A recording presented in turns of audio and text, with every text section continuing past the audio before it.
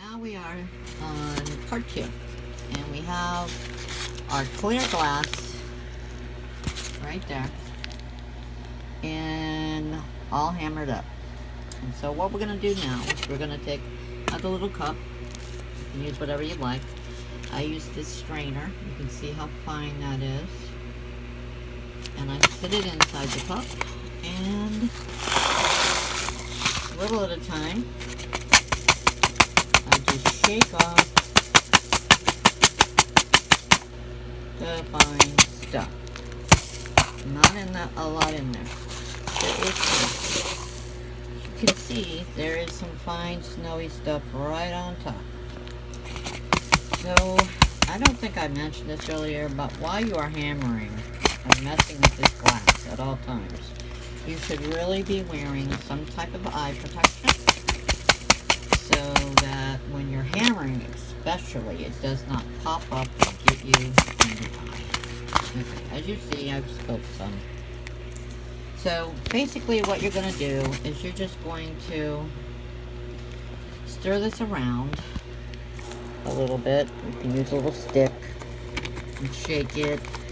You can stir it around with the stick to help get the smaller granules down. And you're going to get all your fine stuff to the bottom. As you can see, it sort of looks like salt. So I think what I'm going to do is I am going to get rid of those crystals because they're just too fine.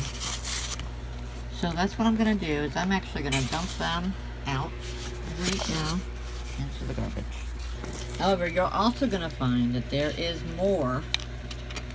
I usually keep, I separate it again. I actually by hand, when you've got a better strainer or one in between the one I have, which I don't have right now. So what I do at this point is I separate them again, sort of by hand.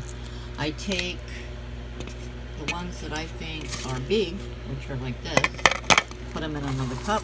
See, I just sort through that and just do this. You just gotta do it carefully.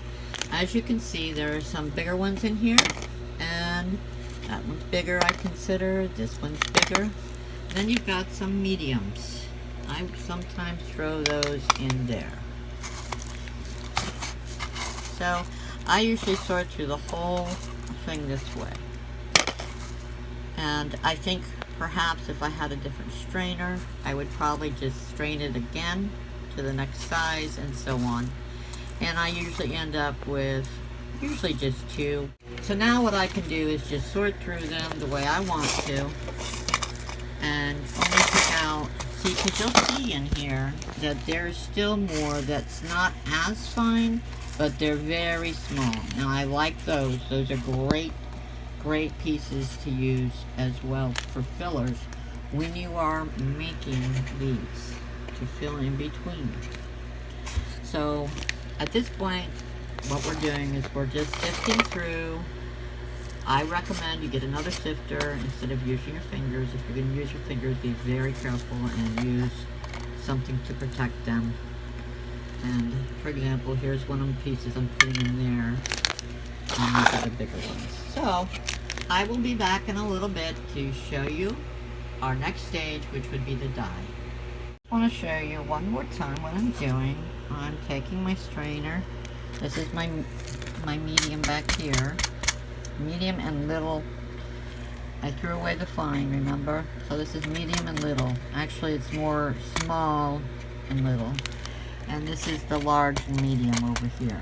And this is the one I'm dumping into to sort through. So what I do is I go into this one and I pull out any of the big ones and I put them over here, and then I dump the little fine ones back there. Okay, so we have sorted through. We have sifted, got rid of our granules that were like sugar and dumped them out. Then we sifted again and picked out, basically it was quite easy to do. It takes less than 5 minutes to go through what you have that you made with the bag. And I've got my large ones here, large, medium, and over here is small and little.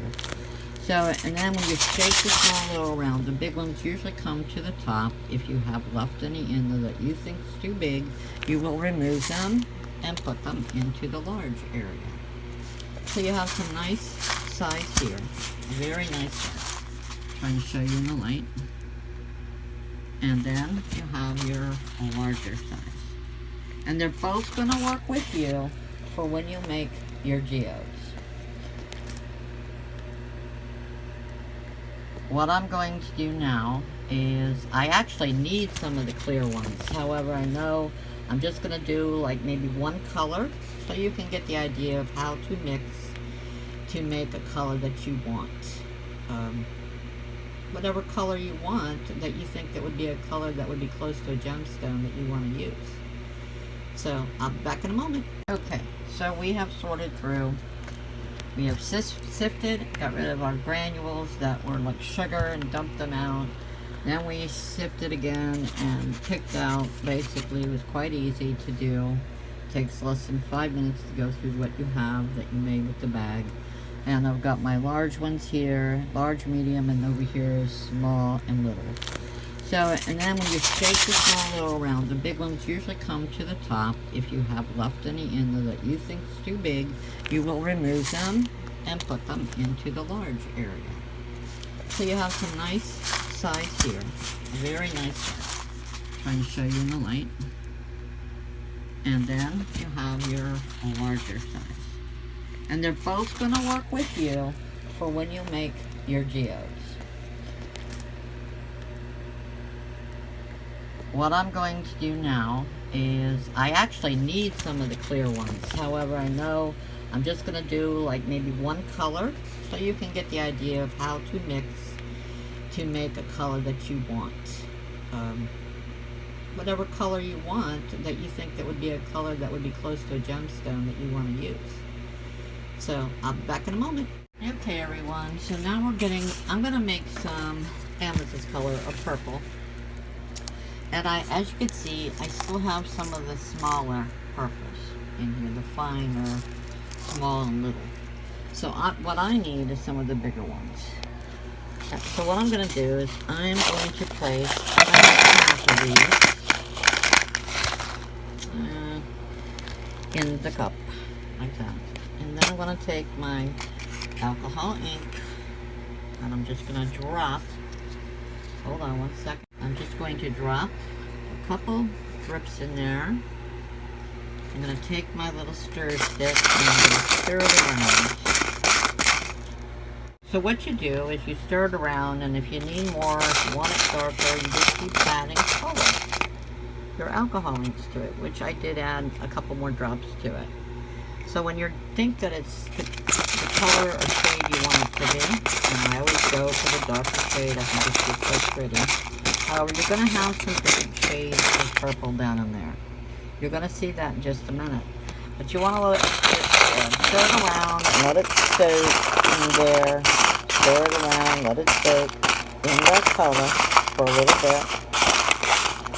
And then you're going to want it to dry in there. And what I do is I actually take a paper towel, and after it's sat in there for a while, you just lay it out on the paper towel and let it dry. And don't be nervous if, see, this is your cup. Don't be nervous if you get some that are lighter and some are darker. That's fine. You know why that's fine? It's fine because when you see a natural geode, you will see all different shades of crystals. So it's fine if some are darker and some are lighter. So basically, you would do that with any color, whether it be the blue or a green for peridot or for emerald or whatever color you want. So basically what I'm doing is I'm going to let that dry. It'll tone down a little bit when it dries, and I'll match it up to this. It'll probably be just fine. If you can see already, it's going to be okay. So I can get a geode out of the small ones here with these larger ones here. And I'll be able to make another one of these, which I am going to do for you on one of my future videos. So that's where we're at this point. You just have to get some alcohol inks, choose whichever color you want to make your stone, or if you already have the color stones that you prefer because they're blue already, then that's fine too. Or you can use them like diamonds, just like that. Crystal clear, just like a crystal. And that's what I'm going to do with this batch and this smaller fine batch. So I hope this has helped in you learning how to make the glass and save a little money in the process. Even though it can be time consuming, it doesn't take as long as you think. Just remember to keep your eyes covered with some type of a device, of course that you can see, but an eye protective type goggle. And that you don't let your children attempt this. This is definitely not for children to do.